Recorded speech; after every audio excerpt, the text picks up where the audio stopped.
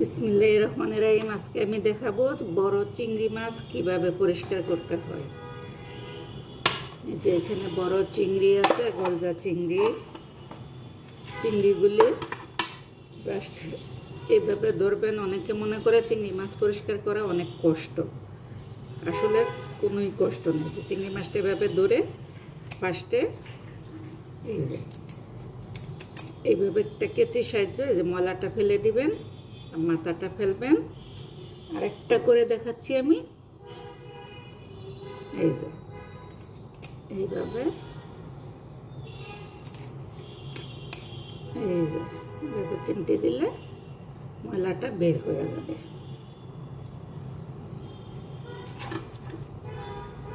এই যে আরেকটা দেখাচ্ছি, দেখেন আপনারা।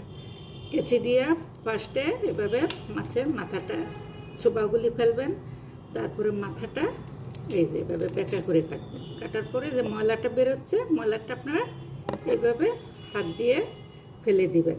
প্রথমে আমি এই কাজগুলি করব। এই যে এইভাবে সবগুলি চিংড়ি আমি কেটে নিচ্ছি। এখন এই চিংড়িগুলি আমি পরিষ্কার করব। এই যে দেখেন আপনারা, এইভাবে টান দিয়ে জাস্ট এই যে পুরো চিংড়িটা বের হয়ে গেল, পরিষ্কার হয়ে গেল। এখন চিংড়ি মাঝে একটা রক থাকে, রকটার মাঝে অনেক ময়লা থাকে। রকটা আপনারা মাঝখান থেকে চিংড়িটা এভাবে কাটবেন, কাটার পরে এই যে রকটা বেরিয়ে গেল। এভাবে রকটা কিন্তু রান্না করলে মাছটা অনেক ময়লা থাকে, মোটা হয়ে থাকে। এই যে রকটা এভাবে চিমটি দিয়ে বের করে নেবেন।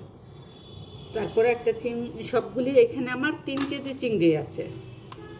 3 কেজি চিংড়ি আছে। 3 কেজি চিংড়ি আমার পরিষ্কার করতে মাত্র আধা ঘন্টা লাগবে। বেশি কষ্ট না চিংড়ি মাছ পরিষ্কার করতে। আমি আরেকটা চিংড়ি কেটে দেখাচ্ছি। আপনারা জাস্ট চিংড়িটাকে এইভাবে ধরবেন, ধরে কেচিটা ঢুকাবেন। এইভাবে ঢুকাইয়া এই যে কেচির সাহায্যে এইভাবে কেটে নেবেন। ময়লাটা এমনি বাড়বে, ময়লাটা চিমটি দিয়ে ফেলে দিবেন। তারপরে চিংড়ি মাছগুলি সবগুলি চিংড়ি পরিষ্কার করে এই যে এভাবে আপনারা চিংড়িগুলি সাজায় রাখবেন। আমি এখানে চিংড়ি মাছগুলি পরিষ্কার করে এভাবে সাজায় রেখেছি। এখানে এভাবে সাজায় রেখে আমরা ডিপ ফ্রিজে রেখে দিব। তারপরে আপনারা যখন চিংড়ি মাছটা ট্রের থেকে ছুটাবেন, তখন আপনারা ট্রেটা এইভাবে ধরে উল্টা করে এই জায়গায় পানি দিবেন। কলটা ছেড়ে এই জায়গায় যখন পানি দিবেন, মাছটা আপনি সুন্দরভাবে এই যে ছুটে গেল, এভাবে মাছটা ছুটে যাবে। এভাবে মাছটা যখন ছুটে যাবে, তখন আপনাদের যতটুক প্রয়োজন অতটুক আপনারা নিয়ে নিতে পারবেন। একটা মাছও নষ্ট হবে না, একটা মাছ ভাঙবে না। এই যে আপনার 4টা প্রয়োজন হলে 4টা নিতে পারবেন, 10টা প্রয়োজন হলে 10টা নিতে পারবেন। এইভাবে মাছগুলি আপনারা একটা প্যাকেটে করে সাজায় রেখে দিবেন ডিপ ফ্রিজে। যখন যা প্রয়োজন তখন আপনারা নিয়ে নেবেন। মাছগুলি এভাবে সাজায় রাখলে দেখতেও কত সুন্দর লাগে।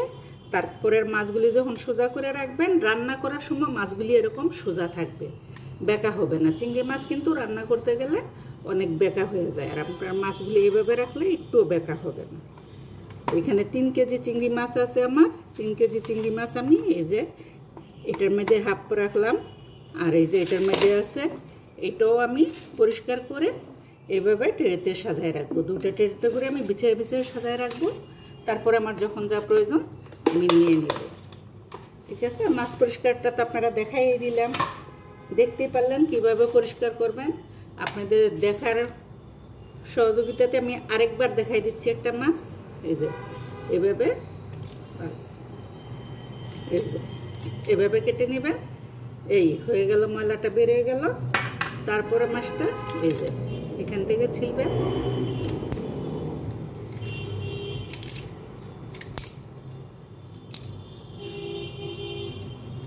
এই যে দেখলেন কিভাবে পরিষ্কার হয়ে গেল মাছটা। আর মাছের রকটা কিভাবে ফেলবেন সেটাও তো দেখাই দিলাম। এই যে এইভাবে মাছের মাঝখান থেকে কেটে এই যে রকটা বের হয়ে গেল, রকটাকে আপনারা এইভাবে টান দিয়ে এই যে এভাবে টান দিয়ে বের করে নেবেন। পুরো রকটা বের হয়ে গেল। এইভাবে আপনারা সবগুলি মাছ পরিষ্কার করে নেবেন। ঠিক আছে, আশা করি আপনাদের বুঝতে কোনো অসুবিধা হয় নাই।